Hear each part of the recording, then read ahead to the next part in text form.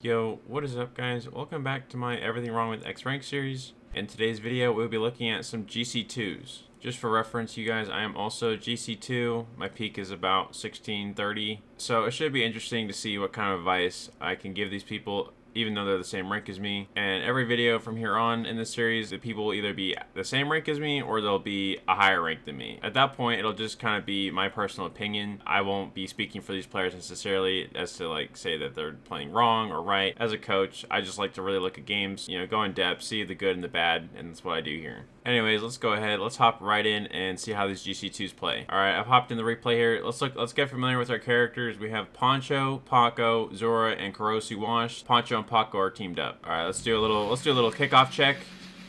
See how their kickoff looks. All right, clean, nice and easy speed flip. Good to go. And then we're gonna look at Paco here. He's gonna go ahead. He's gonna cheat up. Nice, confident cheat.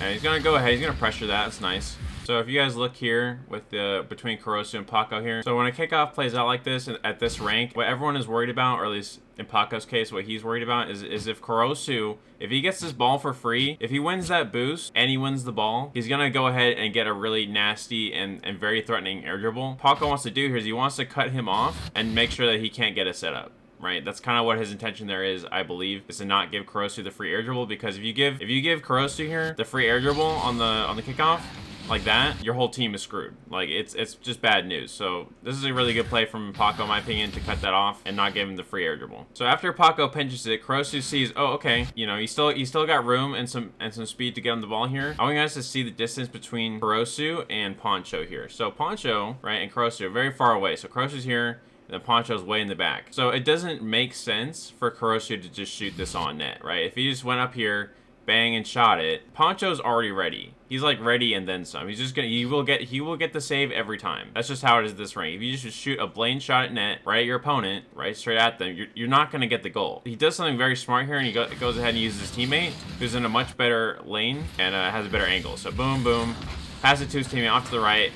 And that is a 10 times more threatening shot than if you were just put it on down by himself, right? Once you throw it down to your teammate like that, Zora can get a big hook shot. Bang! Gets way more power, it's way more threatening. So the main thing I want you guys to take away from this is that Kurosu he's only gonna make this option if he's aware, right? If he is aware of where his teammate is. He can see where Zora is. He's very much aware of where he is, regardless of if they're on a team or not. It doesn't matter. He knows. He sees him. He sees him and he uses him. Either use it or lose it. Simple as that. Use your teammates or don't use them. It's all up to you. You just have to be aware of where they are in the field. Moving back to Kurosu here. This is a very, very small critique. Because they still have the pressure here, so he goes ahead, pass it to Zora. The orange team in general has a lot of pressure right now. Like they basically have the advantage. So whatever they put down, blue team's gonna be at the mercy of. So if he, in my opinion, could have shot it maybe, again, this is just one of those scenarios where like if you shoot straight at them and they're still in net, they're probably gonna save it. I would just say like either you could pass your teammate again. You could be like, okay, I'm gonna try and slot it left to my teammate, right? And do it again and then give it to him. Or if you want, you can always try your best to pop it up to the backboard here. Pop it up, because again, if blue team is low boost and you pop it up backboard up here, they're not gonna be able to reach it really. And then assuming Zora has any boost left, okay, yeah, he's got 40. I mean, with 40 boost and like a cheeky pass up to backboard, that could work as well. But either way, I would prefer if he could try and do another passing attempt here, just because I feel like since blue's already kind of in the net, that it might be not the most free goal. All right, moving back here to Paco. So he just cleared it. He's trying to control it the best he can. He's gonna get a touch here, and then he's gonna flip in the boost.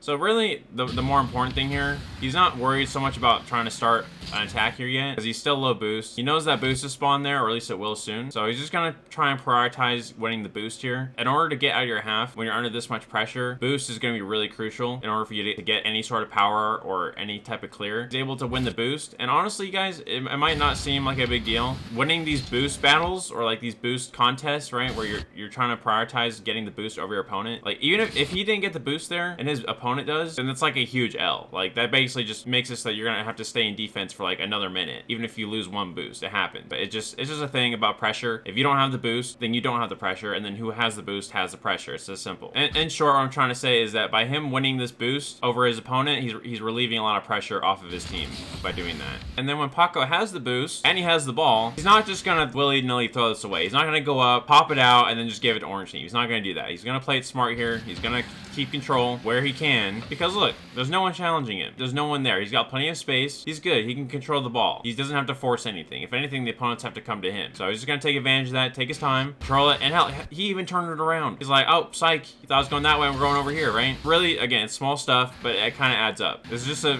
very clear example of, okay, I'm gonna control the ball here. Don't need to throw it away. And if they don't challenge me, then you can do what you want with it. No one's forcing you to pass it to the other team if they're not making you, right? They gave you the space, they gave you the time, then you can do what you want. And hell, turn it around like this guy does if you want to, right? It doesn't matter. Now they're gonna go for a questionable team pinch here.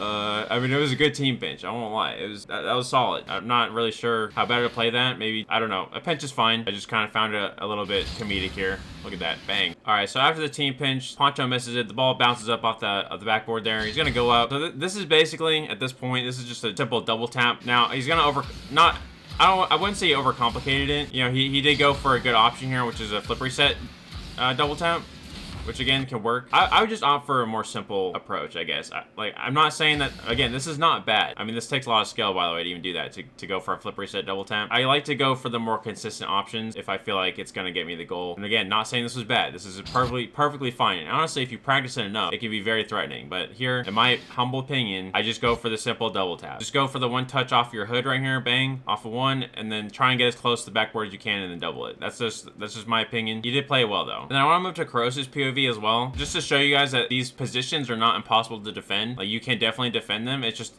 depends on how you approach it. Here, Kurosu, this is a super awkward ball. I can't do a whole lot with it. And he realized, okay, Paco's already up, so I'm gonna have to let him do his thing. All right, Paco does a thing, and then he's very quick to this. This is good. This is another skill that you might not know you need, but you need to be able to learn how to read the backboard from within your net. Pretty much as soon as he gets his first flip reset touch right here, bang, he's already reading it. He can already know in his head where the ball is gonna bounce next to. So he's already basically reading it from here. Read, and then gets to clear, right? So my point is that in order for him to have good enough defense to defend a flip reset double tap or something of that nature, he's gotta be quick on his reads. Like, he has to know where that ball is going before Paco finishes the play. And if he waits any longer, Paco just gets a free shot. So this is just really good defense from Kurosu, and I just wanted to showcase that. All right, I want to move back to Paco here. Or Kurosu, he's gonna put down a shot, and then he's gonna clear it. These guys are getting really good. They're gonna be able to control this how they want. So he gets a pop, and then he's gonna go ahead and air dribble it.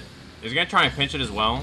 And honestly, if no one challenges him here, and he just gets to do his little pinch attempt, then, you know, he gets to start some pressure like pretty early. But I want to just go back to Zora as well here. Zora does a great job here of cutting off the pinch. So where normally Paco would probably get free pressure because no one's challenging him, he's not going to get it now because Zora is going to go ahead here. He's going to get up quick, and he's going to read it. Bang. Zora has essentially prevented Paco from starting a push here, and now he's done a good job of keeping it in their half and trying to keep pressure like that. Essentially, Zora is denying Paco here, and honestly, that's really important. It's one of those things where you can't be just giving your opponent free balls. You can't just be letting them do whatever they want, right? You gotta intercept. You need to get involved. You need to do something about it, right? He does a good job here. Gets in there. It really stops him. Move back to Paco. So he's gonna go ahead here. He's gonna go for the big boost here. He's gonna get beat here to the ball, and it's gonna get scored on. In Paco's case, we could argue, okay, Paco, he goes a little bit too far out of his way for a big boost here. Probably should have took some pads, you know, because here Zora gets a, like, here's the thing, guys, right? Let's look at Zora. So if we look at Zora does a good job keeping close and just staying on the play here, staying on the ball, and he's gonna get rewarded for that with just a simple bang, just like that, and he's gonna outbeat Paco. Now with Zora here, the point I want to make with you guys is that everyone in this lobby has been going for some crazy stuff. I've seen team pinches, I've seen some psycho attempts, I've seen some speed flips, I've seen really good air dribbles to pinch backboard thingies, you know, flippery, everything, bro. We have seen a bunch of crazy mechanical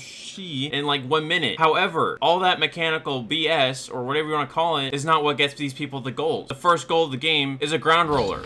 Bang. That's the goal that gets scored, guys. Not the psychos, not the ground pinches, not the team pinches. None of that stuff gets scored on. Literally all the guy had to do was just take a simple shot on net at a good speed, and he got a goal. That's just something you guys have to realize. Some people, they really glorify these ranks like quite a lot. Like, they're just like, oh yeah, it's the team pinches that go in. It's the psychos that go in. It's the flip reset, it's the double flip resets that go in. No, it's just these. That's all you had to do to score, right? It's really simple, but it's effective. So hopefully you guys kind of get my point there. These guys are very mechanically capable of a lot of really good stuff, really cool things, but only like half of those things are actually going to go in. I want to move back to Paco here. So Paco is a little awkward. And then he's gonna go for this wall challenge. He's gonna miss it, and that's not like the worst thing. Like, I definitely see why he did it, and I definitely understand like the thought process there. I want to tell you guys, so normally this is like a pretty big mistake, and it kind of still is. Like, this is still like a pretty large mistake here in a way. The point I want to get to you guys is that there's some mistakes that happen at this rank that become less of an issue the better the players get, and I'll show you guys what I mean by that here in a second. But if we look at Paco, he's gonna try this challenge, he's gonna get beat, and then he's gonna be leaving his teammate in 2v1, right? So he gets to this point, right? It's a 2v1. Zora and Kurosu are basically 2v1ing Poncho right now. That's not great. Like, obviously, Paco probably not wanting to put his teammate in that position. It just happens to be that way. Now, the only reason we're not going to get scored on here, and we're going to get away with this, and this have not this be a problem, is because Poncho is going to play some really good shadow defense, right? Look, the Paco messes up. He's flipped. He's gone. And now, because Poncho plays really good defense here, and Zora rushes his shot, it doesn't take his time, he's going to get a clear. And that's it. It's really as simple as that. So even though Paco made his mistake, it's kind of a trade-off. Like, so Paco makes his mistake, but then Zora makes his mistake. So it's kind of a 1-for-1. Paco makes a mistake, Zora makes the mistake of shooting too early, and then because Poncho gets a 1-up, plays one good play here, right? It's just a 1-for-1 ratio of just, okay, this is good, this is bad, and then it kind of outweighs itself, balances itself. So basically, his mistake from Paco here, it gets negated by Poncho playing good defense. That kind of makes sense. I don't know if that makes sense to you guys. I hopefully it does. In a lot of cases, Paco overcommitting there would be an issue, but because Poncho plays his part very well, they can come out of the situation with no damage being done to them, right? And they can continue playing like normal. I want to move to Poncho here. So Poncho, he's kind of pushing up on the orange team. He realizes that he's low boost. So again, he's pushing.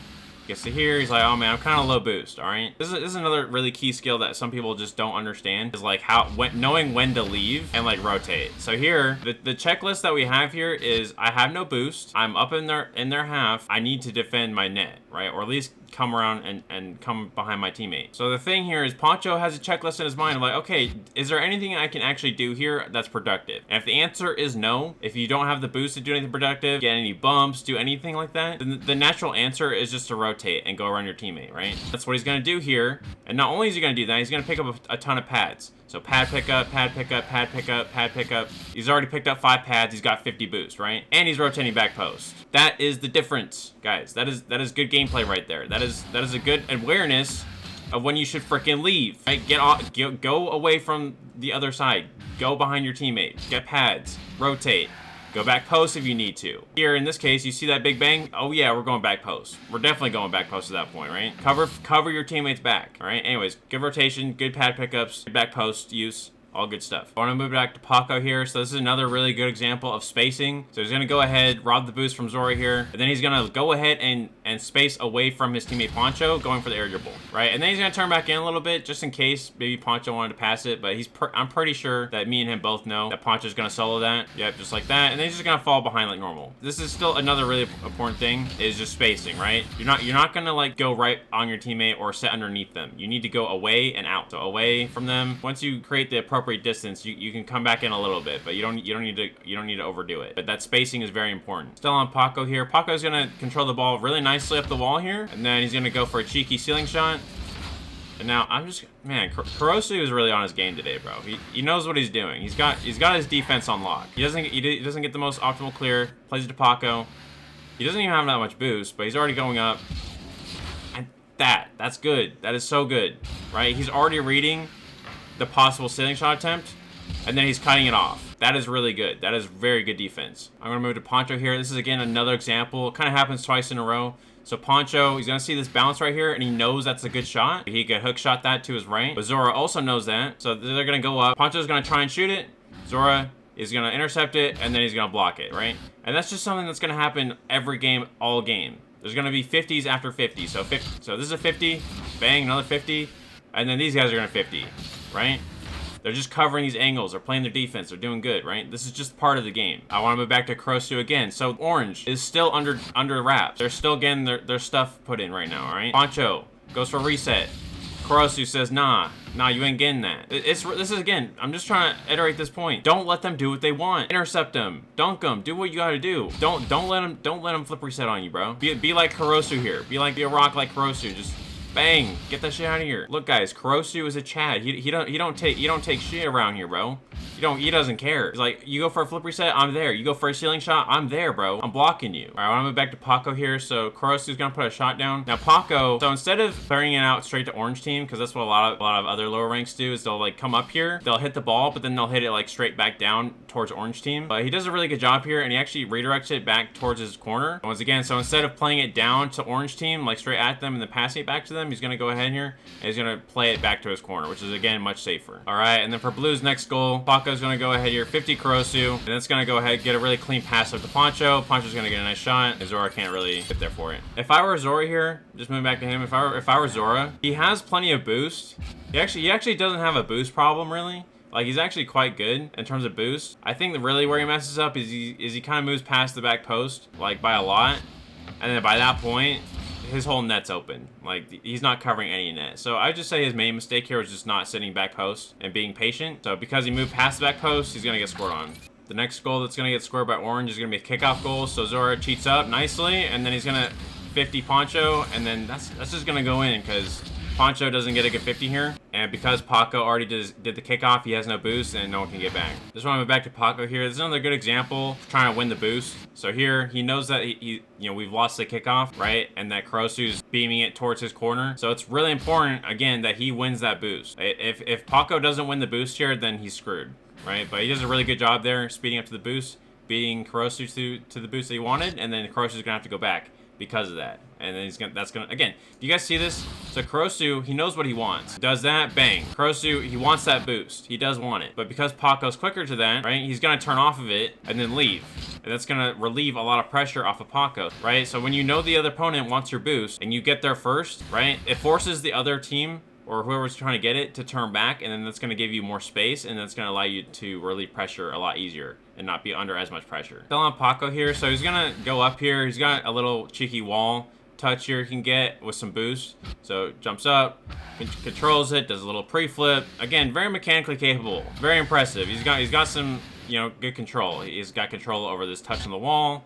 He's got control over his flips like this. Still has control of the ball. He's still behind it. And this is just a small thing that I see a lot of people make a mistake of is when they get an air dribble. So here, pre-flips into it, and then he starts air dribbling it a little bit or getting touches in front of the ball. So a lot of people, at least some people I've seen, they won't do a good job of staying behind the ball in a way where they can get a 50 here. But here he does it perfectly, where he is still air dribbling it towards their side, but he's also manipulating the ball in a way where he can get a good 50. So here, it looks like he doesn't have a lot of control, but then he cleans up, gets more control of the ball, and then he makes sure to stay behind the ball. Stay behind it, and then time the 50 as you fall. Bang. That's the best scenario you could get. So here, there's only so much he can do. This is definitely an awkward setup, and he knows that. And he knows that if he doesn't cover this ball really well, it's going to be a big L for his teammate, and his teammate is going to be stuck in a 2v1. So it all just comes down to, he does not get a 50 here. Zora dunks him, gets it around him, or does anything that is not in his favor. It's going to be bad news. So he always, when you're having air dribble that's awkward like this, right, you need to stay behind it and make sure that you get a 50, right? You need to get good 50 contact here. Otherwise, you're screwing your teammate over. Still on Paco here. So Zora and Poncho are going to 50. Going to go pretty fast up the ceiling there. And Paco is going to get a pretty clean air dribble. Like that. Nice. Good control. I really like that. Kurosu, again, he's just a Chad. He's not gonna block it. So the point I want to make here, guys, is that this is GC2 and that this is normal, okay? If you were in GC2, this is a normal occurrence. People go for air dribbles. People go for crazy stuff in here. I'm gonna be honest with you. This is a rank and a point in the game where you have to work on your mechanics. Like, this is kind of, I don't want to say the start. This is a point in the game where you have to train your mechs. There's only so much game sense that you can have that can back you up. Like, I'm not saying that GC3s or SSLs can't get their rank without being flashy or only getting their goals with like simple ground rollers, right? I'm not saying that. What I'm saying is that regardless of what rank you are or your mechanical skill, you need to be able to learn to deal with people who are like this, who have good control like this, right? Like, this is what you're going to be going up against. And if you don't learn to deal with it, if you don't learn how to defend it, then you're not going to rank up. You have to beat these people. These people are really talented. Like, these people have tons of hours in the game. They can do this stuff. You need to be able to beat them. Obviously, this game is very complicated. There's a lot of strategy involved with it. Like, there is a methodology to beat people who have good control like this, right? Super clean, good air dribble. Most people, if they see an air dribble like that, they just crumble. They're like, I don't know what to do. That's kind of like why this game has an infinite skill ceiling, is because crazy shit like this can still get defended There's just a certain way to go about it. So again, Kurosu being the Chad he is, gonna see Paco air dribbling like a beast. He's like, oh man, he's not like I don't know what to do. He's just gonna get up, simple. It's not that complicated, guys. Sit back post, double jump. That's all you have to do, guys. It's not as scary as you think it is. It's really not that scary. It's just as long as you keep your cool and you're cool under pressure, you can get out of these situations just fine. The air dribble's not that scary. Now, unfortunately, Blue's gonna get another goal. Kurosu's kind of found himself back in the middle of the net again. No one's really back post. Zora isn't able to get back in time to help him. Yeah, nah. So just, I don't know. I feel like I keep saying back post, and I feel like it's like not the best answer, but like that's kind of what it is. Like if you don't rotate, you don't sit behind your teammate who isn't rotating himself, right? So if Zora doesn't rotate, so Zora goes, does his thing, okay. So we get to this point, Kurosu clears it, Zora stays on the ball, tries to 50 it, and at this point, Zora's out of the play. Like he just can't do anything. Like, he can keep trying, but there's not much he could do. So honestly, all Kurosu can do from this point on after he clears it, so get to here, pops it up, does that. He just needs to back off and like let his teammate, because he's got time. So Kurosu has time to go back and maybe like do a small loop, right? So go here, right? And just take whatever little time you have with Zora clearing the ball and just take a small loop.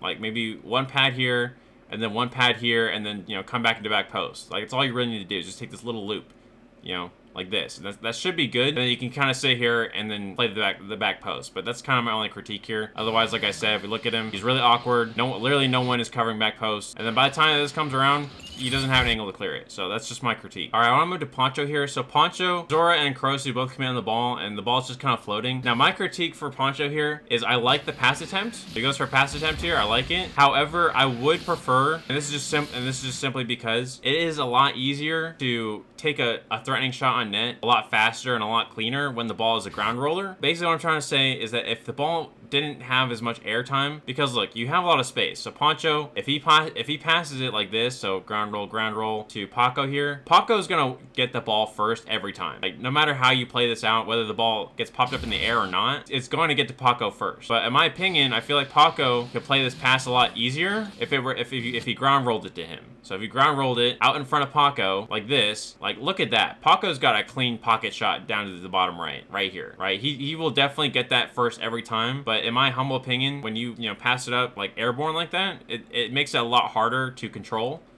See that?